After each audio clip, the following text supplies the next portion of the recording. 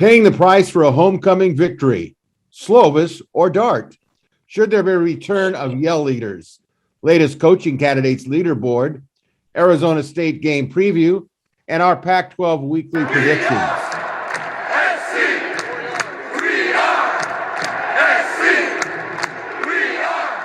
Hi, everybody. My name is Greg Katz, and welcome to We Are SC's Inside the Trojans Huddle, Game Week 10.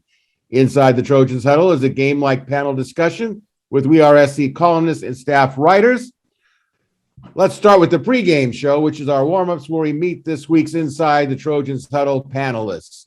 Mark Culkin, We Are SC columnist who writes Monday's Morass, Yay or Nay, Sunday Takeaways, in addition to practice reports. Eric McKenney, publisher and editor-in-chief of WeAreSC.com. And I'm Greg Katz, your host and moderator, and We Are SC columnist who writes the obvious and not so obvious and IMHO Sunday. All right, we're going to get right into this, get right into the first quarter. Panel, your thoughts on the Arizona win and the loss of Drake London for the rest of the season. We'll go with the editor-in-chief, Mr. Eric McKenney. What do you think, Eric? The Arizona game was more of the same, and we all hit on this in our 5 Things video right afterward. It's at this point what you expect from USC, really offensively and defensively. The stories are Drake London's injury and what's going on at the quarterback thing. That's really all that matters kind of the rest of the way. Drake London, and you want to just take a minute to kind of remember everything that he's done this year, kind of the feeling that you got when you showed up ready to watch him play, what he brought to the practice field, what he brought to the Coliseum and the away games. And he was just a true professional every step of the way. You could see kind of during spring ball, hey, you know, he really has something this year. He's taken his game up another notch, and I don't know if any of us expected kind of this from him, what he was able to do in 7.5 games this year. So again, just devastating. I mean, it's when you're in the press box, nobody up there is cheering. It's pretty quiet kind of throughout the game. When he got hurt, you could feel it there. You could feel just kind of the air go out of the team, the stadium, and even up in the press box. It was just kind of, he meant that much to USC this year, and just kind of the experience of watching the game, of covering the game. So that was huge. And then now you kind of spin it forward, and you know, maybe you guys want to touch on this, but what happens next? That's the question. I think USC, there are options, but there have been options all year. And so who steps up and who starts catching the ball a little bit more? I think that's the big question coming out of Arizona. Okay, Mark, your take on it. Yeah, you know, Eric, you know, kind of touched on all the bases regarding Drake. You know, your heart's broken for that young man. You see what he puts into practice every day, and you see what he does on game day, and just to have that yanked away when he's setting a pace that, my gosh, I think people are actually looking forward to what can this guy do before the season comes to an end. So for it to end that way, yeah, it's heartbreaking. You know, it was one of the few reasons why fans were still coming to the games. So hopefully they'll still come out to support the team. But as far as the game itself, was a win. Any win is a good win, as they say, right? Although after you left the stadium, it was more like, hey, no, they barely won. And this is going to be the last one of the season. And not because they lost Drake London, just because you're not seeing this team improve. So on that note, yeah, it was homecoming. They got the win. You can see the crowd behind me. That's what it looked like. Almost literally. So, yeah, it was a weird day. Didn't feel right.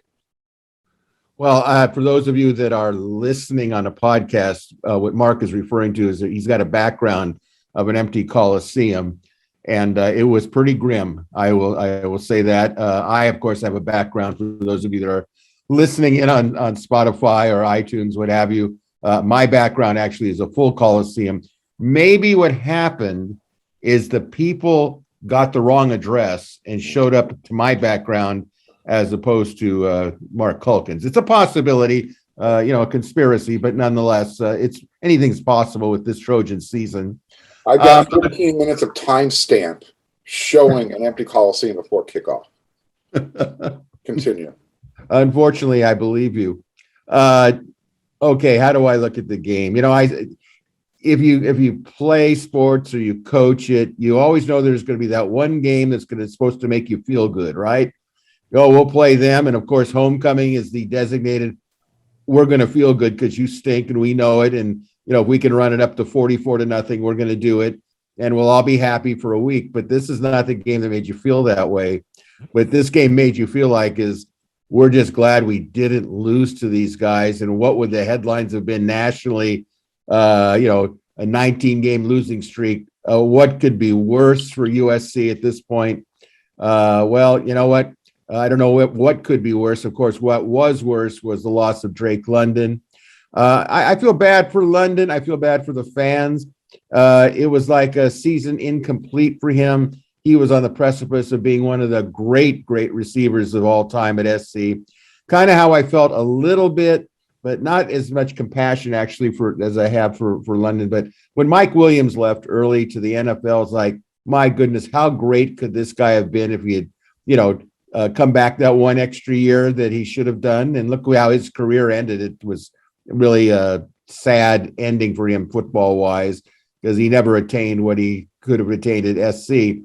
But for London, I hope he gets the Biletnikoff Award. There's only 4 games left. The guy was so dominant.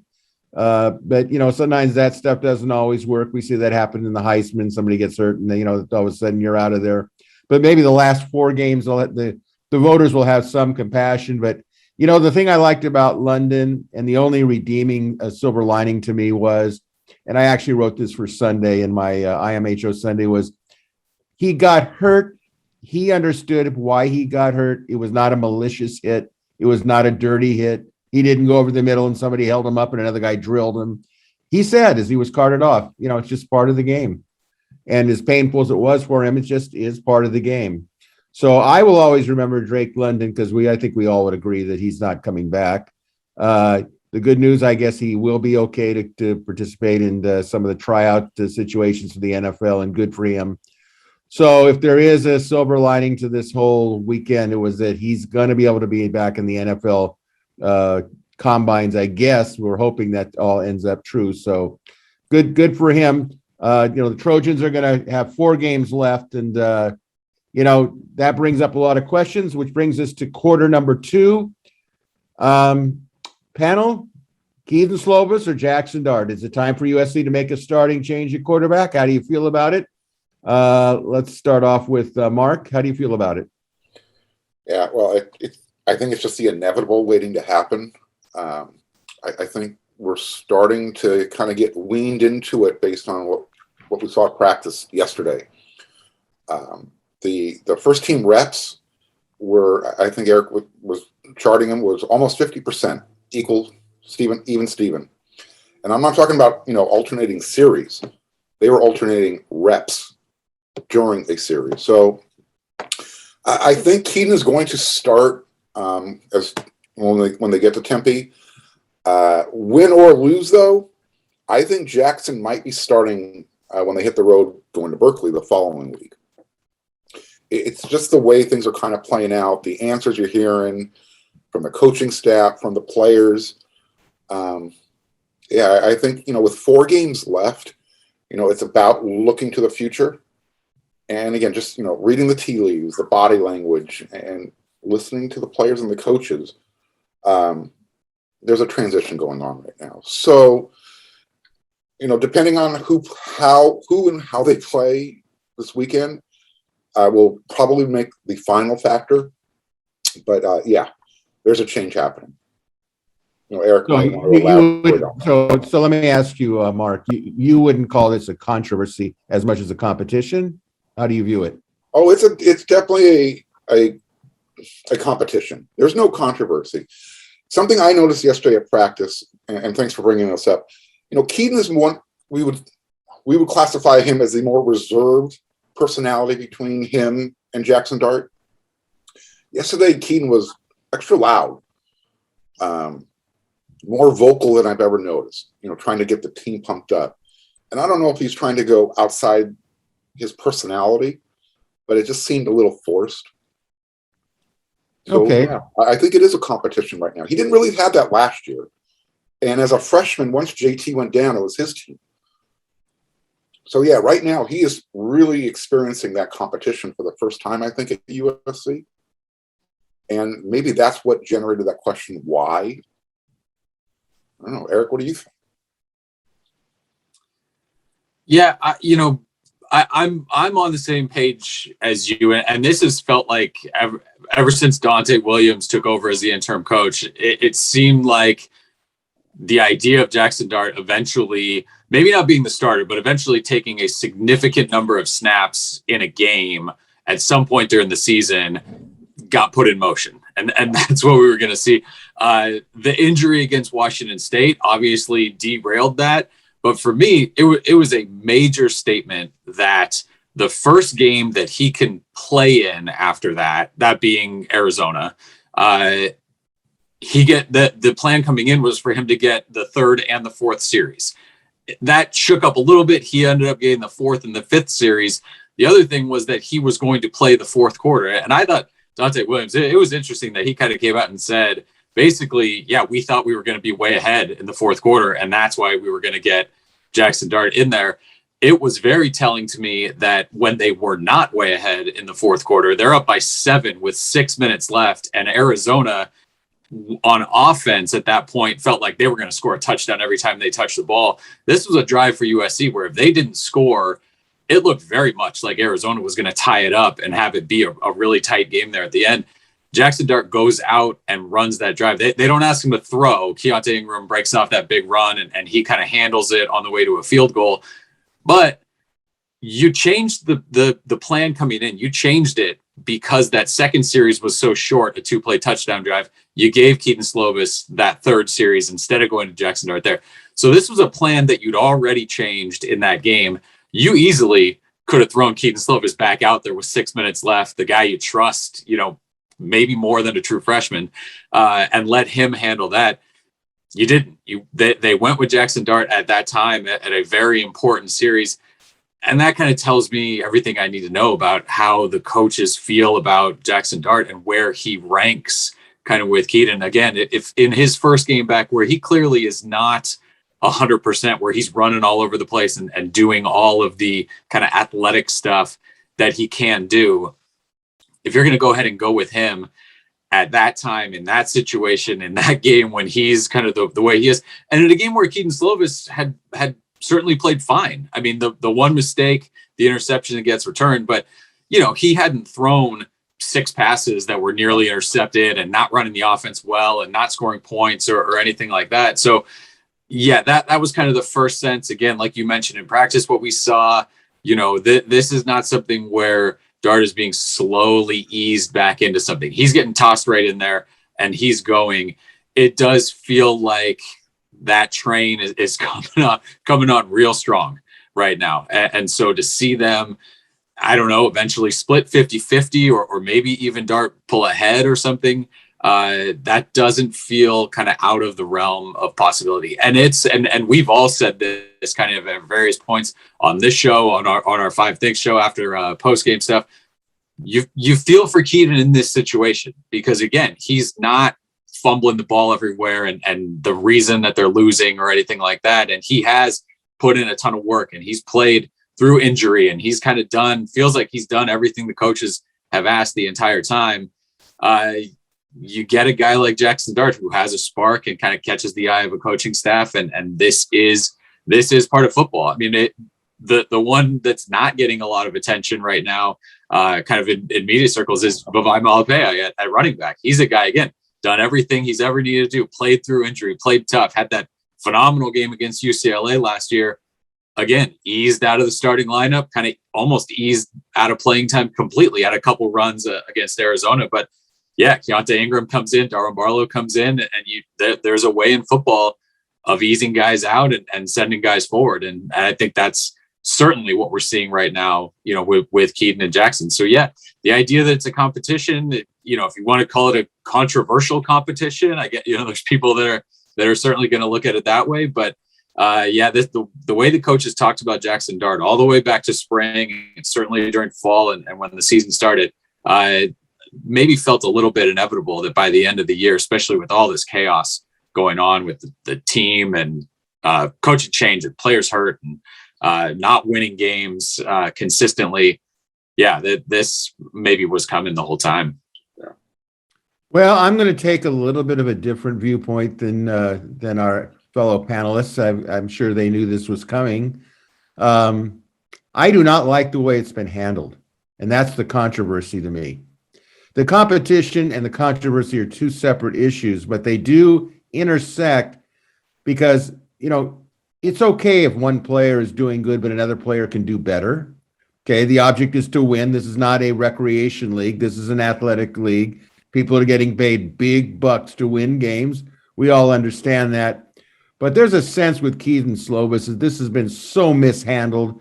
And it reminds me of the Max Brown and Sam Darnold one, where we all knew in preseason that Darnold should have been the quarterback over Max Brown. And, it just leaves a bad taste in my mouth.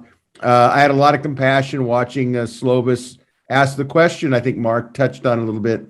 Why? I asked the coaches, why? What am I doing wrong? And that shows you the inexperience of handling a situation.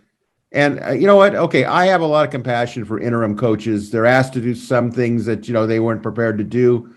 But this has been so mangled to me. I don't like the idea that Slovis, who's probably as loyal a soldier as you're going to get, has to say in public, I don't know what. I asked them, what did I do wrong? This should have all been taken care of. And when you have an offensive coordinator who, to be quite nice about it, has fumbled so many things in his stubbornness and the way, look, if that's the way you are going to go, your players are human beings. Their parents are there. Their advisors, their coaches. It's not the maze it used to be, maybe, but it is the way the maze is now. So, if Jackson Dart didn't play another down, I'd be okay with it, so that he doesn't get hurt the last 3 games. But you don't play football with the idea that you're going to get hurt. It's part of the game. Ask Drake London. But personally, I have no problem if they start Slovis. There's only 4 games left, and I tend to agree with both of you guys. I would say the percentages of SC getting to a bowl game are not great. We'll talk about predictions later, but I just wish it would have been handled better. And that's kind of how I feel about it. And, I'm an old guy who coached for a long time, and I know that player-coach relationships are very, very important because the rest of the team is watching this. I mean, honestly speaking, and you guys probably might know, I don't even know why Alex Stathouse is kicking now. Maybe Parker Lewis is hurt, maybe, but we get no definitive answer. I think Mark, you in one of your columns, you thought that maybe he had some injury or was on what you call island, getting therapy, whatever he's doing. But the cloak and dagger stuff, come on, some of it's just like, okay, he broke a rule. He's not playing. Okay, fine. We're all good with it, but nobody seemed to know. So communication between coaches and players at this point, it's all about leadership, and the leadership is the adults, and they should be doing a better job of it. So I'll just leave it at that.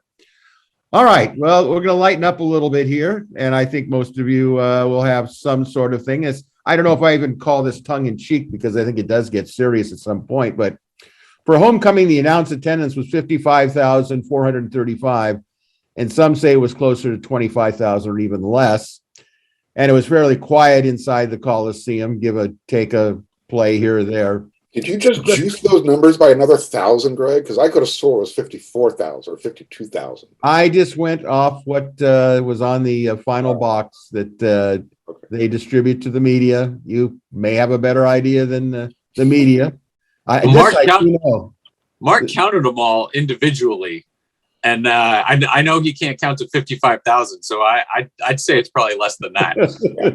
I guarantee. Well, just let's all remember on the serious side, it's not really about how the turnstiles click, it's tickets sold in a lot of cases. And the Trojans aren't the only team. The Dodgers do the same thing. They do it. But I don't like when they say, unless they say this was tickets sold, make some sort of clarification. But getting back to the halftime here, is it time to bring back yell leaders instead of relying on the giant video board for crowd participation? What do you think, Eric? That's going to be tough. I think we live in a world where people want to watch videos, and that's kind of how things are. And I think a lot of it is with, on a serious note, with NIL now and with player branding and all of that kind of stuff, it's important to the players. It's important to the program to really promote those guys as individuals. And again, football is one of those sports where guys can stay anonymous because they're wearing their helmet the whole time. And it's tough to know kind of what they look like. If you can put them up on the screen, that's something that's going to benefit the players. I have no problem if you want to kind of add new stuff. I don't think any of us love the DJ in game or anything like that. When I was at school, there were yell leaders still and that kind of thing. And it certainly worked for us in the student section. Ultimately, if you're at SC and you're talking about, how do we get the fans involved and how we do this, there's bigger problems going on with the team and kind of direction of everything going. But I do think there is, on a serious note, I do think there is a need for USC to do a better job in game of promoting those players. They really talked a big game coming in to NIL and to that announcement, and we can do all this stuff now. And on a few small occasions, you've seen Guy Keaton Slovis and Drake London here or there kind of promote things that they've been involved with. But ultimately, USC has not made anywhere close to the splash in that a lot of other programs have. And I know that there's kind of that line you have to figure out between what USC can do to promote the guys and what the players have to do sort of on their own. But I think part of it is letting fans know, hey, these are these guys, these are their personalities, and this is what they can do, so that they can use that outside of USC and go ahead and try to take advantage of that. Mark, what are your thoughts on this? Yeah, it's interesting, what Eric brought up, and I know where you're coming from, Greg, because I was thinking about this for a while. That I still can't remember the last SoCal spell out this season. Good point. So there's no tradition at USC anymore. On game day, you still have the lighting of the torch, and you still have Traveler, and you still have the Song Girls and the band. But they don't coalesce well together. It's kind of all over the place. So in this day of video, maybe they can marry the two of NIL and the tradition. Have the players up on the video board, teaching guys how to, teaching the fans how to do a SoCal spell out, leading the SoCal spell out. Just, I don't know. There has to be a way of bringing the past into the future and involving the fans and keeping the band front and center where the DJ can be there, but not, hey, turn the DJ down. Because that's what it's come to. So, again, Eric said it very well at the end. There's much bigger problems to worry about. But because there's no, at least in my opinion, there's no attachment, that is part of the problem. And that's why the fans aren't showing up. It's this much of why the fans aren't showing up. But again, you go the tailgating scene. It's horrible. Get rid of the black line fence around the Coliseum first. Get rid of that. Well, I'm gonna tell you how I think about it, because I grew up in the era of the yell leaders, okay? And I remember when Block That Kick was very loud in the Coliseum.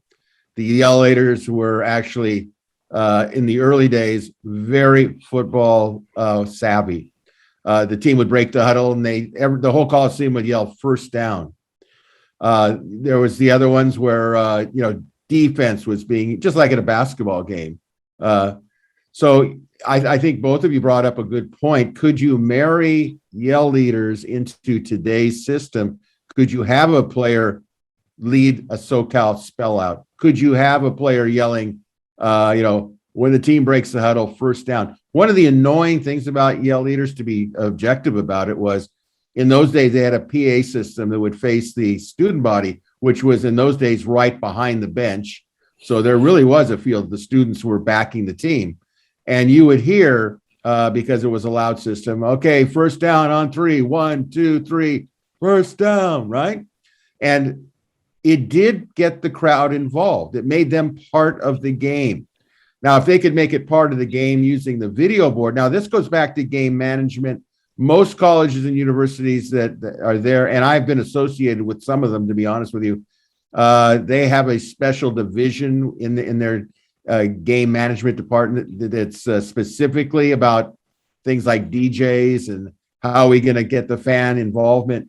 They need to, I think, bring in somebody to actually discuss what we're discussing and say, how can we get those? I mean, if you go to a game in the South, or if you remember going to see SC in Alabama or Auburn, you heard the fan. I mean, their tradition is like, you know what? The uniforms might be a little advanced, but their crowd involvement is like sensational. And it's really a throwback to the old days of when Yell leaders meant something. But in SC's case, the song leaders became the objective and they got away with it. But, you know, I think that fans want to be led if they can do it. And hopefully somehow they can review the game atmosphere, certainly for next year, because it's a do or die year for them, coaching wise and atmosphere wise. And then this is another subject we'll talk about later. How do you recapture the fans? But all right, let's head to the third quarter. And I'm really getting excited about this because we're in November. You know, we keep wondering who is going to be the head coach at SC, and you're starting to watch and hone in on names. I actually think I know who it's going to be if all things are done, but I'm going to reserve that. But I'm going to very quickly, I'm going to start this one off, and then I'm going to ask you guys to rank your top 5 from 5 to 1. And now this could change next week for you guys. I understand that. But let's just take a look at maybe 5 candidates that I've put down that seem to be in the news currently. Okay. So let's start off with David Aranda. I'm going to give you they're ranked currently number 14. They're moving up. They're 7-1. They defeated Texas last Saturday, 31-24 in Waco. And they're going to play at TCU this week. Okay. Which is going to be interesting since Patterson is not going to be the head coach there in the future. So how fired up will they be? Matt Campbell, of course, from Iowa State. They're now 5-3, having lost 38-31 at West Virginia in Morgantown. They're going to play reeling Texas, which has a 3-game losing streak now. Way to go, Sark. Luke Fickell, number 2, hanging in there, Cincinnati. And we know that by the way, for those of you who are wondering, I'm going to just interject real quickly here. Those of you that are wondering why this is Inside the Trojans Huddle is on a Wednesday is because the team is practice on Monday. Therefore, they want a Tuesday off for elections, which kind of switched our schedules. So those of you going, well, what's the deal? That's the deal. We'll always be here on Tuesday, but it was an election thing that changed everything up. So Matt Campbell, they're going to be playing Texas next. And then we went to Luke Fickell, number 2, Cincinnati. They're 8-0. They beat Tulane 31-12. In New Orleans, they're going to play at Tulsa. James Franklin. Well, there was a name that was kind of a leaderboard type of person. They're dropping unbelievable. They're 22 in the country now. They're 5-3. They lost at Ohio State 33-24. They're going to be at Maryland. Bill O'Brien, number 3, Alabama. They're 7-1. They had a bye week. They're going to be playing LSU at home. And my last one that I had on the board here was Jonathan Smith, Oregon State 5-2. They lost, a little surprising to me, 39-25 at Cal. They'll play an exhibition game on Saturday against Arizona. So those are the people that I think that the names are in the news there. But I'm curious to know, based on the results of last weekend and as of today, I'd like you guys to rank your list of 5, or you can stay with whatever I have. I didn't necessarily put mine in 5-1, but 5-1, 1 being the top choice. So, Mark, what do you think? I want to throw Mel Tucker's name into my top 5 list. Okay. I'm not sure where I have him yet. But he definitely stepped up his game. They knocked off Michigan this past weekend. And when you combine that with what he did in his very short time at Colorado, changing that culture around, so to speak, and then going up to East Lansing and taking, being the stepbrother in that state, and now having a legitimate Heisman contending running back, he just brings that certain toughness. So Mel Tucker right now is in my top 5. He's just in that list. Number 4, only because I know it's not going to happen, but I want to keep Matt Rule in there. If somehow or another, it happens, yay. So, but in the realistic realm, James Franklin is at number 3, but I don't want him. He's just there because I think USC is looking that direction, but for a different reason. And I'm not going to touch on it, but he's not the guy for USC, but I have a feeling he's going to be one of the finalists, one of the final 2 candidates that they're going to choose between. Luke Fickell, obviously, but I think everyone would agree he's probably not coming. And I don't think USC can wait until after the playoffs. So that's the other main reason. All the way to the top of my list right now is Dave Aranda. I think he's doing enough, regardless of anything else that happens. He's from SoCal. He brings a defensive mindset, which I think is what this team needs going forward. No more offensive philosophy, because that just tends to get all over the place, depending on what quarterback, who's available, yada, yada. I want a football coach that is focused on defense first. So, Dave Aranda. That's my list right there. All right, Eric, what say ye? Yeah, Dave Aranda is right at the top for me. And I think Mel Tucker, what he's done, you look back at his previous stops, you mentioned Colorado and Georgia too. I mean, this is another defensive minded coach who has gotten it done at every step. And certainly the LSU job being open, that's an intriguing name, I think, for LSU. But I almost just need Aranda right now. I'm okay if you kind of go all in on him. I think you look at Baylor last year, I think a coach being able to kind of catch that season, turn it around and do what he's done this year. I think that's a real strong show. And you mentioned Southern California roots, defensive minded coach. I mean, those are 2 big boxes to check off for me. I think that's good. I always thought from the beginning that it would be probably Fickell until it's not. And certainly as time goes on and he kind of keeps doing what he's doing with Cincinnati and you hear more and more that he's pretty comfortable there and could stay there, that becomes maybe less likely. But again, USC is not going to hear, I think, no one time and then say, okay, well, we can't get him. I don't think it's, that easy when it comes to this whole process. I also don't think it's as easy where one win here makes him a more likely candidate and a loss here makes him a less likely candidate. I think, like what Mark said, James Franklin has to stay on the list just because, again, like I said, I think he's a guy that would say yes to a big time offer from a big time program. And again, at the end of the day, the only quality we know that the guy's going to have is that he's going to say yes to a USC offer. So that's certainly going to be big. And I think that's kind of, if you want to throw a Matt Rule in there or that kind of thing, the one wild card that I'd have is Brandon Sosna is Mike Bohn's chief of staff, and he comes from an NFL background and is analytical and is going to, see the entire picture and all of that kind of thing. I'm not completely ruling out the idea that he has kind of some Moneyball candidate that's a coordinator in the NFL, potentially on that list where when you hear the name, you start kind of looking at what he's done, and it's like, oh, that's really impressive. What that kind of thing. Again, I'm not going to put money on that. I think the idea of having success as a college head coach for me is more important than success in the NFL, because they are so different.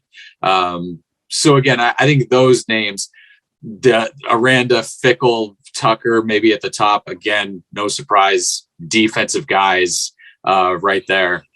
I think you're comfortable with that list. I also think it's going to be interesting. I think we're going to see a lot of spots open up, and coaches that maybe weren't available over the last month are going to start to be available, because it sure feels like it's panic all across college football right now. And a lot of programs are maybe thinking we should be better than we are right now. I don't know how many national championships these guys think are handed out every year, but it feels like a lot of coaches are going to be asked to move on at some point. So it's going to feels like over the next month or so, maybe kind of a free for all over college football. But again, so wrapping up, I'm going to go with Aranda, with Mark. Really comfortable with him and what he's done right now, and I think how he would do at USC. Well, you guys have piqued my enthusiasm just a tad with some of the things you said.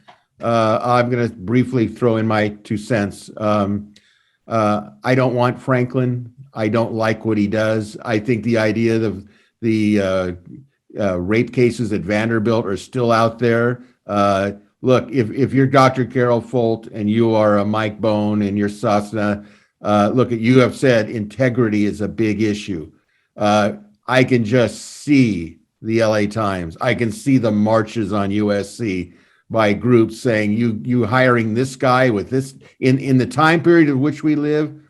I think Franklin to me is about Franklin. Yes, I agree that one game doesn't make, a guy's life. He lost at Ohio State. A lot of people lose at Ohio State. But to me, he's got a pattern. And I don't feel comfortable with that pattern. Fickle's not going anywhere. And let me just go back, and I'm going to say this for the present. I too believe that Aranda is the correct choice. I think you're seeing it almost everywhere. The thing I don't like Tucker, I'll tell you why, because he keeps switching jobs, and he loves money. Nothing wrong with money, but stability is very important, especially for USC. If it's going to be a treasured job, it can't be one where, well, if it's so treasured, why do people not apply for it, or why do they shy away from it? Is it the backing of administration? No. If Tucker came to SC for 3 years, then jumped to the NFL, I wouldn't be real happy about that. I think Aranda is the most stable of all of them. Forget the fact that he's not, the personality of Franklin or Pete Carroll or whatever. You know what SC fans want right now? Just win championships and go to the playoffs. Let the winning and losing speak for itself. And Aranda, I've watched him now in his press conferences. He's a cerebral guy. He's not Mr. Here's a joke you can put in a book later about what I said. So I'm going with Aranda right now. I'm almost ready to write a column that I want Aranda. I'm going to err on the side of caution. I just want to see one more time. But I'm sold in every check mark that he has. And like Mark Culkin said, he's from Southern California. He's about 45, somewhere in that age group. Look, he went to Cal Lutheran. He went to Redlands High School. He knows what SC is all about. He can feel that passion. What I get worried about is I worry that Sosna or Bone see things differently than maybe people who grew up in this area and think of SC. And I'm concerned about that. I'm concerned about Bone's past track record in hiring coaches, but that's a topic for another day. I hope that they pick someone that everyone can agree on and will be excited about. And in my opinion, right now, Dave Aranda checks all my boxes. So not to belabor the point, let's move on to the fourth quarter, the symbolic lighting of the Coliseum torch. The Trojans are now 4-4, 3-3 in the Pac-12 South. How big a game is Saturday's game at ASU, and your thoughts on the game itself? So, Eric, why don't you start us off there? I mean, it's big in that you need to get within one game of bowl eligibility, right? So if you can win this game, then you've got 3 chances to win. Those bowl practices are really important. When you are playing a bunch of true freshmen as they are right now, and you want to get maybe Jackson Dart, some more reps, you've got some of those true freshman defensive backs and guys like that. It's important for USC to go to a bowl this year, to play those, to do those practices. And again, you're going to answer later, do you have a coach in place by then? Does the interim coach take them through that? However that plays out, if USC gets there, it's important to be able to put that time in. If all of a sudden the season stops after BYU and you don't get that, that's not generating a lot of momentum for when the new coach does come in. So in that regard, yeah, it's big. You always want to beat Arizona State. That's a team that's kind of started yapping a little bit at USC over the last handful of years. And so going out there and doing that, trying to take advantage of Arizona State on a 2-game losing streak. And now questions are being asked of Herm Edwards all of a sudden this season. Is Arizona State getting enough from him? So you hope if you're USC, you can take the momentum, whatever momentum a win over Arizona can create for you. But that kind of rallying around Drake London not being there and whatever you're going to get from the quarterback situation and all that, and go out and win that game. Ultimately, in the history of USC, does this game mean a whole lot? Probably not. This is not something that's going to, make or break a Rose Bowl bid or anything like that. But again, it would be tough to lose, these last 4 games or 3 out of the last 4 and miss a bowl game. So in that regard, it's the Pac-12. I mean, literally any team, maybe excluding Arizona, maybe Colorado's in that too. But if you told me a score and put 2 teams on it, sure, I'd believe you. I mean, any program in this conference can beat any program. I don't expect USC to go out and beat Arizona State based on what we saw against Arizona, based on what we've seen this entire season without full game without having Drake London. That's a lot to ask for them to go out and win a road game at night against Arizona State. But yeah, it could happen. I mean, it's the Pac-12. We certainly expect every weekend there to be something that you just don't anticipate. You mentioned it talking about Jonathan Smith. I don't think a whole lot of people had Cal really beaten up on Oregon State this past weekend. So maybe it's time for USC to go out and do that to Arizona State. Is that a possibility, Mr. Culkin? Sure, why not? Anything's a possibility. Like Eric said, in this conference, who knows? I mean, we were talking about this at practice yesterday. There's a distinct possibility that the Pac-12 is going to be replacing 50 to 60% of their head coaches by season's end.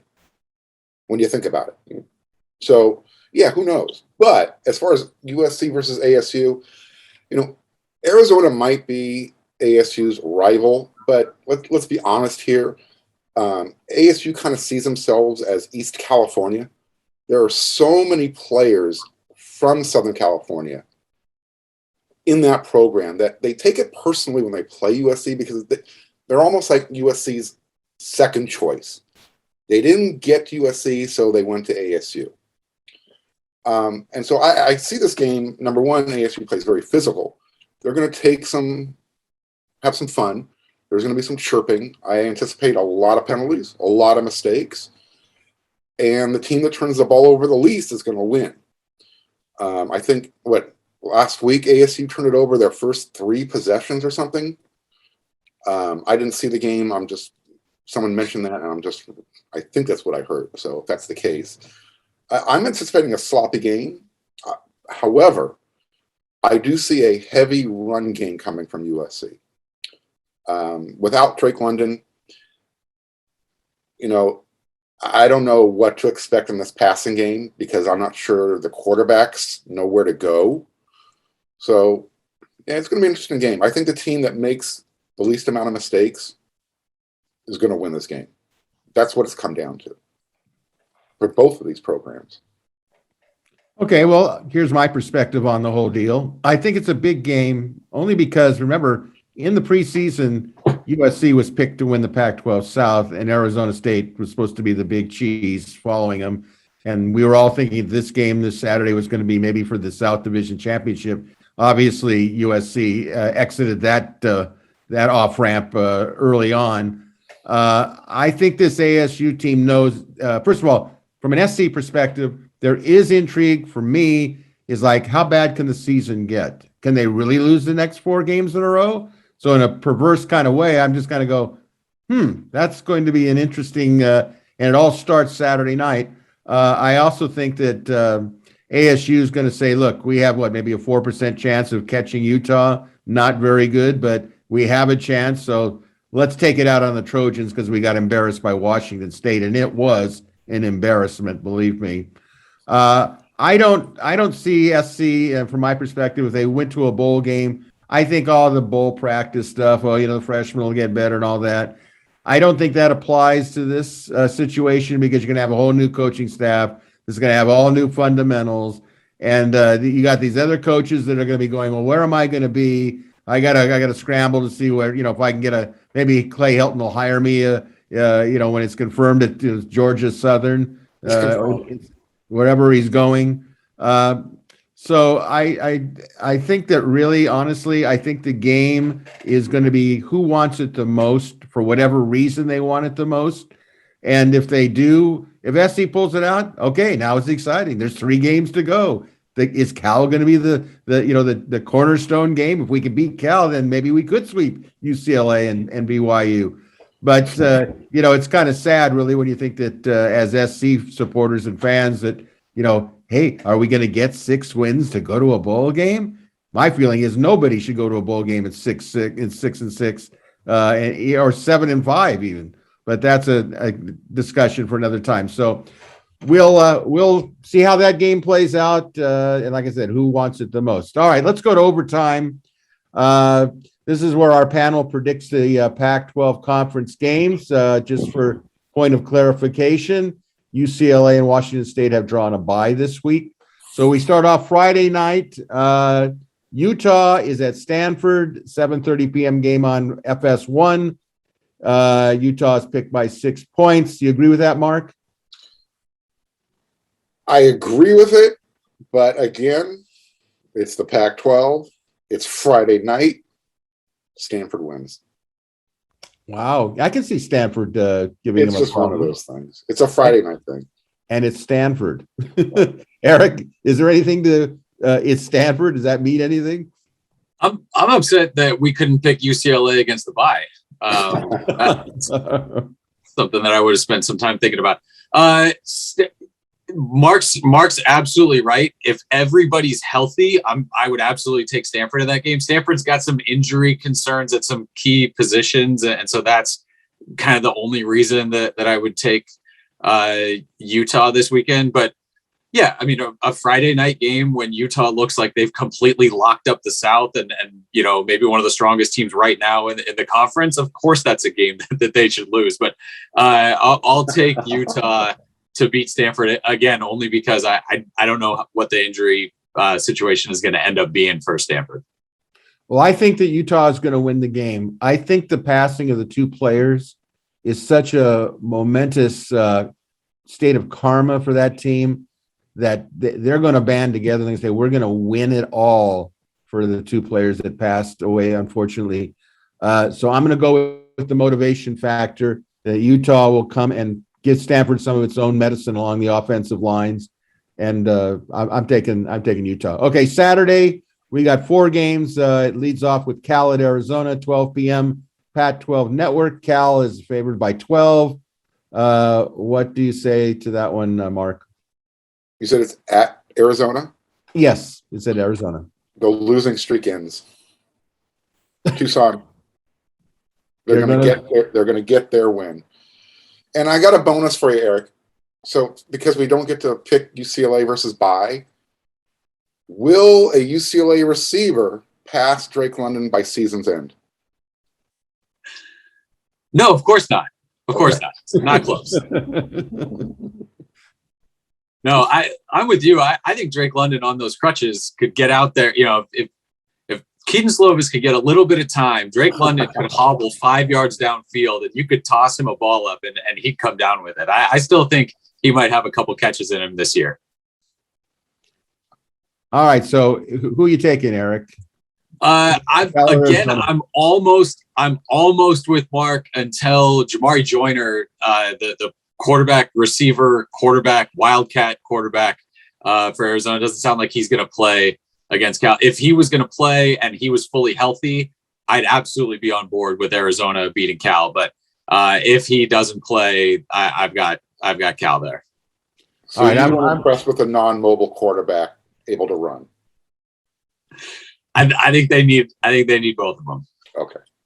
All right, I'm going with Cal. I think the victory that Cal had against Oregon State is going to carry over. If it doesn't, then that tells you why Cal is Cal.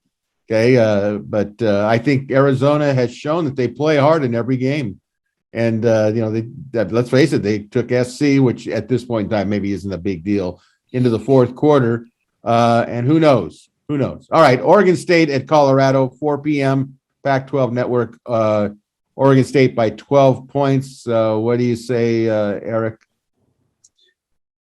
Yeah, I so badly wanted to go with Stanford and Arizona and Colorado. I mean, 3 games that should absolutely be blowouts the other way. But I think Oregon State has a way to bounce back. Again, we've all been pretty impressed with Jonathan Smith. I think he finds a way to kind of get them to rebound from that Cal game and goes out and beats Colorado. But gosh, that's another one where I kind of would like to take Colorado there.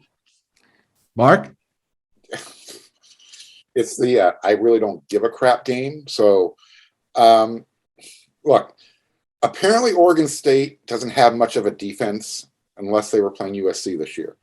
So, Colorado at home. What the hell? Go, Ralphie. I literally. Why not? Are you trying to buffalo this audience? I'm just saying that this is the Pac-12 this year. I'm going to go with Oregon State, and I think this is going to be a real test of the type of head coach that Jonathan Smith is. If he rallies his team, that says a lot about his ability to connect with his team. I think he's done a great job up to here, obviously, but I think if he can rally his team, I think, in my opinion, Colorado made a huge mistake in hiring Karl Dorrell. There's nothing about Karl Dorrell that says we're going to go on a dynasty from here on out. It reminds me when SC lost Neil Callaway. He stepped down as offensive line coach in the middle of the season or whatever. And now you have the same thing that happens with Colorado. We're going to fire the line coach. Come on, give me a break. All right, so I'm with Oregon State. All right, Oregon at Washington. This is the big rivalry in the Northwest. 4:30 p.m. ABC is going to cover that one. Oregon is favored by 7 points. Mark, is it going to be the Ducks or the Huskies? I don't know. What do you think of Jimmy Lake's motivational tactics? I mean, he literally, the week of the game, called Oregon stupid. He didn't use the word, but he went in some direction of we're recruiting players that these prestigious academic institutions recruit, not who Oregon recruits.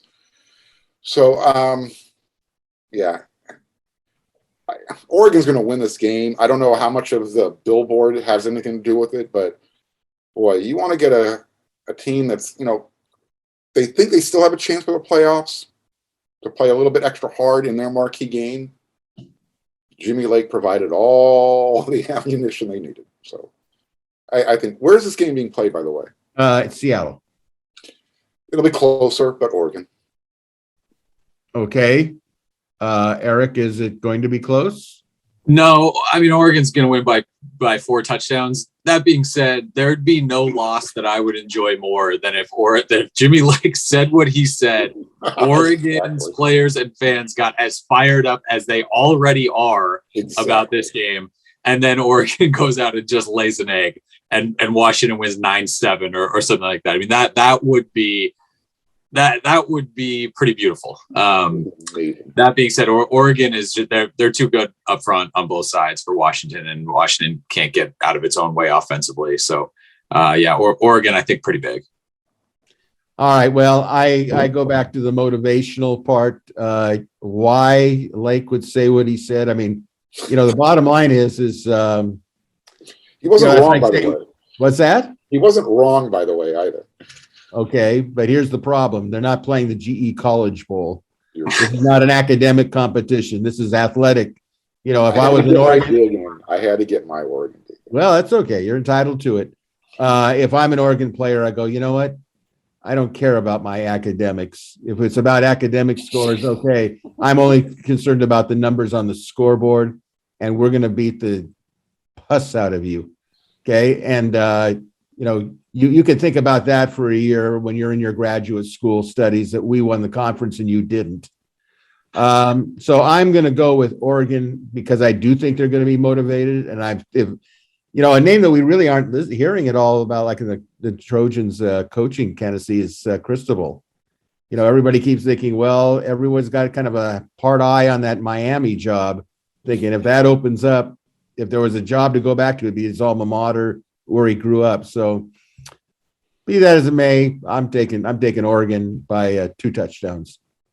All right, the last one, of course, we always save the last.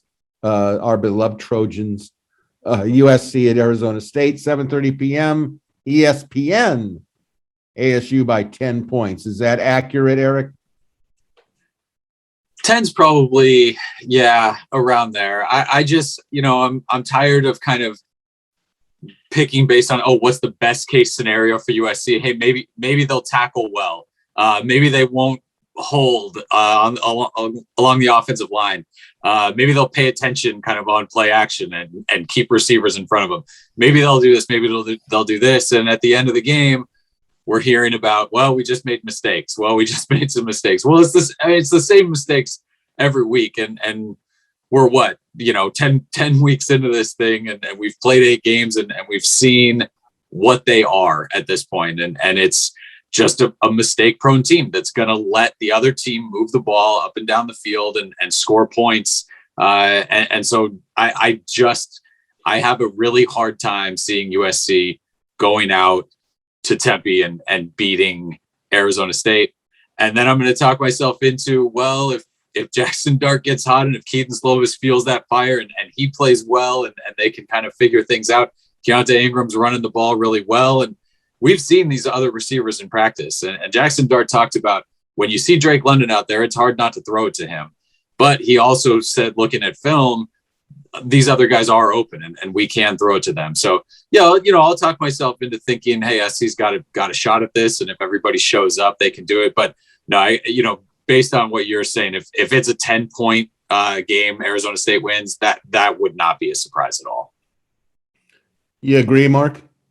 No, of course I'm not going to be surprised. But again, I'm going to go back to my point that this is going to be one of those really vicious, mistake-filled, turnovers, everything. The team that scores last wins game. It's just, I've seen enough of ASU to see, that, we know that USC makes mistakes. ASU has players that it's almost like they don't care that they make mistakes. It's almost like they get supported every time they make a more violent tackle or create a penalty that they shouldn't have. It's a good personality when you're playing defense, but it's kind of permeated all over their team. Again, I think the team that scores the ball, that has the ball last, wins. So I'm going to say ASU with a field goal at the end. How's that? Okay. Well put. I'm going to go with the points. I'm taking ASU. I think they have better players, a better system. Their better players make the mistakes that the not so much better players that SC has. But I just don't see, without Drake London, SC scoring enough points. And if Arizona State's running attack, which is fully capable of being very lethal, they've got good running backs, really good running backs. If they get on a roll, and if, I know we're playing the if game here, if they don't create what we expect to be the penalties on penalties from ASU, and somehow they clean up their act a little bit, because I know SC is going to have penalties, that I know. I just think SC is going to have a tough time there, and we'll see what happens. So, all right, guys, let's wrap this thing up. A reminder again that USC is back on the road this Saturday evening at Arizona State. Kickoff is at 7:30 p.m. It'll be televised on ESPN. Next Tuesday, we'll review the Arizona State game, preview the Cal game. We'll get the latest on the search for a new USC football coach, speak to topics that relate to college football, both USC and nationally. So until then, next Tuesday, we thank you, panel. We thank to our On3 technician, Jake Evans. We thank all of you for watching or listening to Inside the Trojans Huddle. And so from there on in, fight on, everybody.